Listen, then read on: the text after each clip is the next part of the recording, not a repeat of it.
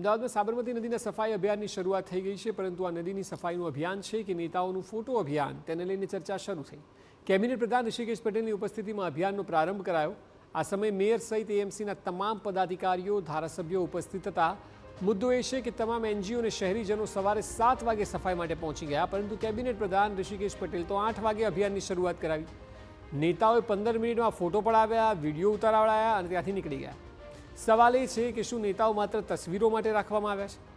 આ તરફ લોકોએ જાતે જ સફાઈનું વિડીયો ઉપાડ્યાનો કેબિનેટ પ્રધાન દાવો કરે છે। તેમનું કહેવું છે કે સ્વચ્છતા માટેની વ્યવસ્થા સરકાર ઊભી કરે છે, પણ સ્વચ્છતાને સ્વભાવ બનાવવાનું કામ પ્રજાએ જાતે જ કરવું પડે।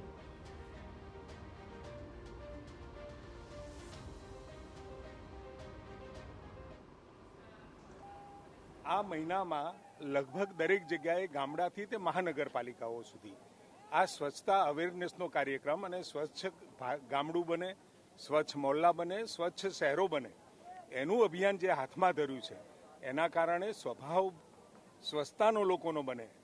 અને જેમ સવારે ઉઠીને બ્રશ કરીએ, સવારે આપણે નાહીએ, એ જ રીતે પોતાના આજુબાજુનું પર્યાવરણ પણ સ્વચ્છ રહે અને સ્વચ્છતાની સાથે અનેક બાબતો જોડાયેલી છે, જેમ કે આરોગ્ય। હકીકતમાં સફાઈનું આખું અભિયાન વિવિધ એનજીઓ અને સ્વૈચ્છિક સંસ્થા રીતે જોડાયેલા શહેરીજનો કરી રહ્યા છે। એક તરફ આવા લોકોને માત્ર તેમના કામમાં રસ છે, જ્યારે નેતાઓને થોડી મિનિટમાં દેખાડો કરીને વાહવાહી લૂંટવામાં રસ છે। સમગ્ર મામલે અમદાવાદના મેયર હિતેશ બારોટનું કહેવું છે કે મંત્રીશ્રીને અન્ય કાર્યક્રમમાં પણ જવાનું હતું, એટલે નીકળી ગયા। એ માત્ર અભિયાન શરૂ કરાવવા આવ્યા હતા અને નદીમાં સફાઈની કામગીરી ચાલુ જ છે।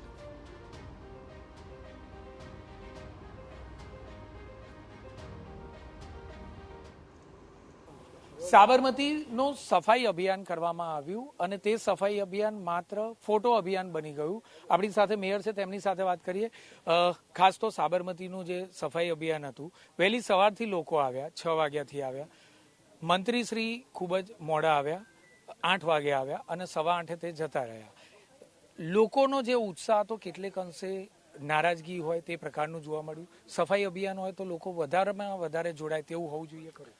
અમદાવાદ શહેરમાં આજે 4000થી વધુ લોકો સફાઈ અભિયાનમાં જોડાવ્યા હતા અને માન્ય મંત્રીશ્રી 30 મિનિટ એમના બહારથી આવતા હતા, ડાયરેક્ટ બીજા કોઈ પ્રોગ્રામમાંથી આવી રહ્યા હતા, માટે લેટ થયા છે। મંત્રીશ્રીને અર્જન્ટ આ પ્રોગ્રામની જાણ કરવામાં આવી હતી। મંત્રીશ્રી સવારે જ એમનો ફોન આવી ગયો હતો 7 વાગે, હું 8 વાગ્યા સુધી આવી જઈશ। મંત્રીશ્રી રાઈટ ટાઈમે આવ્યા। મંત્રીશ્રીને આગળના પ્રોગ્રામમાં જવાનું હોય એ માટે મંત્રીશ્રી નીકળ્યા। આજે સફાઈ અભિયાન જે ચાલુ છે એ આપણું 5 તારીખ સુધીનું છે અને આખી નદીની અંદર જે કોઈ સફાઈ કરવાનું ભાગ છે એ મંત્રી તો શરૂઆત કરાવતા હોય, એના પછીનું કામ જે સફાઈ માટે જોડાયેલી ટીમ છે એ ટીમ કરી રહી છે। અને આજે પણ આપ જઈ શકો છો કે અત્યારે કામ ચાલુ છે અને આવનાર દિવસમાં 3 દિવસ છે, એ 3 દિવસની અંદર જે પ્રાધાન્ય છે સફાઈનું, એ સફાઈના પ્રાધાન્યને વધુ। બીજી મહત્વની વાત કે નદી ખાલી થયાને ઘણા બધા દિવસો થઈ ગયા, કેટલેક અંશે વહેલા આ અભિયાન શરૂ કરાયું હોત તો ખરા અર્થમાં નદી અત્યારે ખાલી સફાઈ થઈ ગઈ હોત। બીજું કે વરસાદ હવે માથે છે તો સફાઈ અભિયાન કઈ રીતે સફળ થઈ શકે? આજે પ્લાસ્ટિક વીણી લેવું નદીની અંદર જે હતું, જે પાણી આપ ખલાસ થઈ ગયું કહો છો, પાણી હજુ પણ આપ જોઈ શકો છો કે આજે પણ આપણે જ્યાં હતા ત્યાંથી 20 ફૂટ દૂરથી પાણી છે। જેટલું પાણીનું જેટલું નદી હજુ સુકાઈ પૂરી નથી।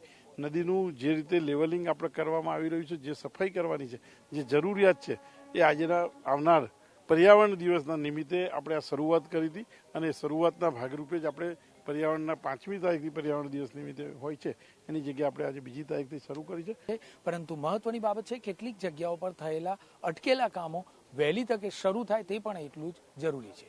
કેમેરામેન નટવર પરમાર સાથે જિગ્નેશ પટેલ, TV9 અમદાવાદ।